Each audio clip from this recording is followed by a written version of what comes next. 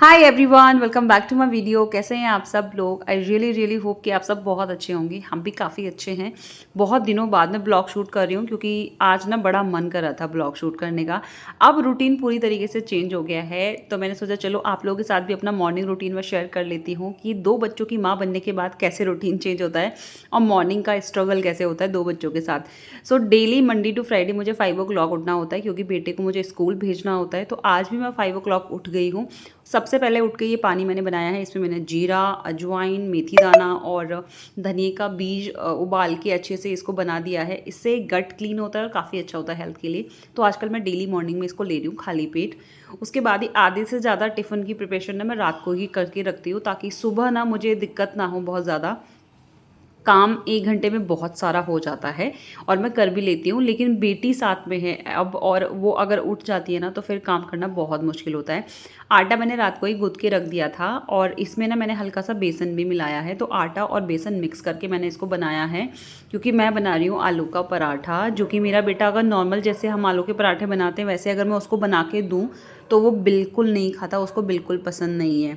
सब्जियाँ वो बिल्कुल नहीं खाता, तो अगर मैं सब्जी रोटी भी देती हूँ तो वो बिल्कुल टिफ़िन एज़ इट इज़ वापस ले आएगा और खाएगा नहीं। तो इसीलिए मैंने भी थोड़ी-सी चालाकी कर दी उसके साथ और मैंने सोचा कि चलो खिलाऊँगी तो मैं तुम्हें आलू का पराठा ही, बट दूसरे तरीके से, ताकि तुम्हें पता ना चले। अब ये है आलू का पराठा ही, बट इसको ना दूसरे तरीके से बनाना है। आटे में थोड़ा-सा बेसन मिला देना है ताकि उसका टेस्ट ना थोड़ा-सा अलग हो जाता है और कुछ इस तरीके से आलू इस पे मैश करके लगा देना है और इसको छोटे-छोटे कट कर देने हैं। उसके बाद इनको छोटी-छोटी से लाइक मिनी आलू पराठा आप इसको बोल सकते हो, वैसे इनको बना देना है। घी में मैंने इसको इस तरीके से फ्राई कर दिया। डीप फ्राई नहीं करना है, जैसे हम रोटी या पराठा जो बनाते हैं वैसे ही इसको बनाना है और इस तरीके से ना वो आराम से खा लेता है। अब उसको पता नहीं ऐसा क्या है कि मैं उसको नॉर्मल पराठा बना के दूँ तो वो नहीं खाएगा, बट ये उसको बहुत पसंद आता है और ये मैं उसको लंच में काफ़ी टाइम देती हूँ। मतलब हफ्ते में 2 दिन तो मैं इसको दे ही देती हूँ। साथ में मैं उसको डेली मखाना देती हूँ, एक टिफ़िन भर के। उसको मखाने बहुत पसंद है और मखानों में अगर चाट मसाला या मैगी मसाला मिलाते हैं ना तो काफ़ी अच्छे से बच्चे खा लेते हैं और मैं उसको ऐसे ही घी में फ्राई करके देती हूँ मखाने, तो वो काफ़ी अच्छे से इसको फिनिश करके आता है। अब सबसे बड़ा सुबह का जो प्रॉब्लम है मेरा वो है इसको नींद से जगाना, क्योंकि साथ में बेटी भी सो रखी होती है और उसकी नींद इतनी कच्ची है कि अगर मैं थोड़ा सा भी ज़ोर से बोलती हूँ ना तो वो उठ जाती है। रात को जैसे तैसे बर्तन धो के मैंने किचन में रखे थे क्योंकि उसके साथ रात को भी मुझे इतनी दिक्कत होती है, 10 बजते ही वो रोने लगती है कि मुझे गोदी पकड़ो और मुझे फटाफट से काम निपटाना होता है। तो मैंने ऐसे ही रख देती हूँ डेली बर्तन धो के और सोचती हूँ कि मॉर्निंग में संभाल लूँगी। अब यहाँ पे बहुत आराम आराम से मुझे बर्तन उठाने पड़ते हैं क्योंकि अगर थोड़ी सी भी आवाज़ हो गई ना तो मेरी बाबू उठ जाएगी और फाइनली वो उठ ही जाती है मेरे साथ हर आधे घंटे के बाद, जैसे कि वो अभी उठ गई है।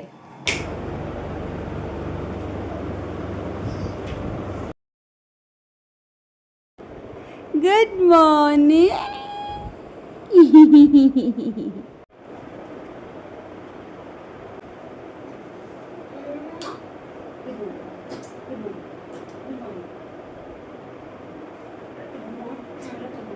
अब एज़ अ मॉम मेरा सबसे बड़ा गिल्ट मॉर्निंग का यही होता है कि उठते ही मैं उसको फ्लोर पे बिठा देती हूँ ताकि मैं फटाफट से काम निपटा पाऊँ और बेटे को स्कूल भेज पाऊँ टाइम से।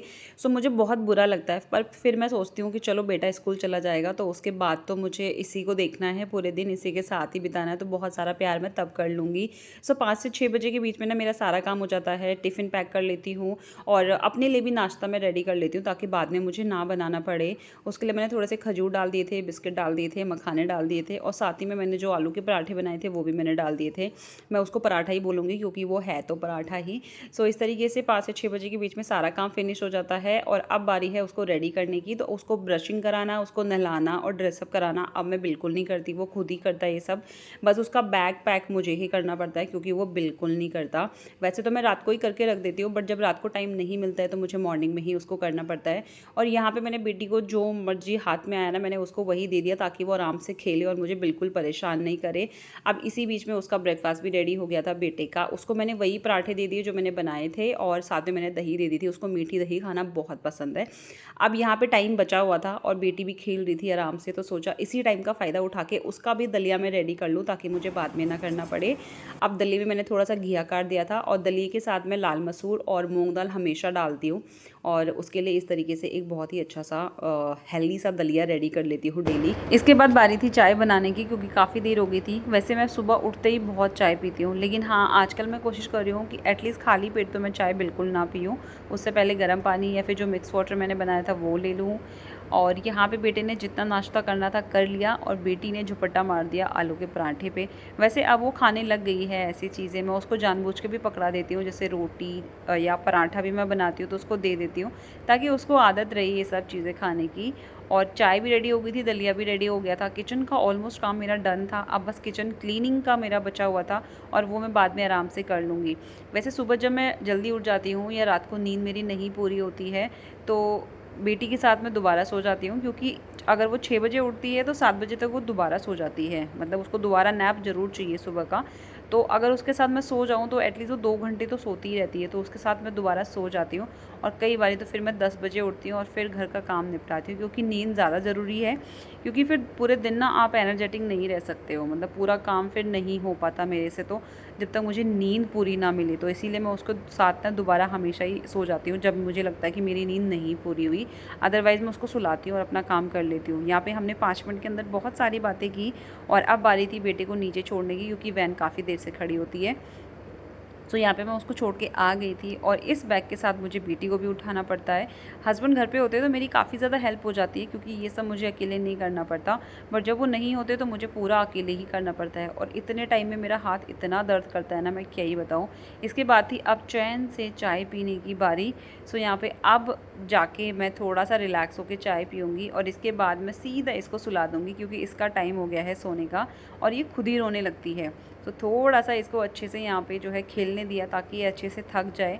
आजकल ना बारिश काफ़ी ज़्यादा हो रही है तो कपड़े बिल्कुल नहीं सूख रहे एक दिन में, और इसीलिए मैं कपड़े ना रात भर भी छोड़ देती हूँ बाहर, ताकि वो अच्छे से ड्राई हो जाए।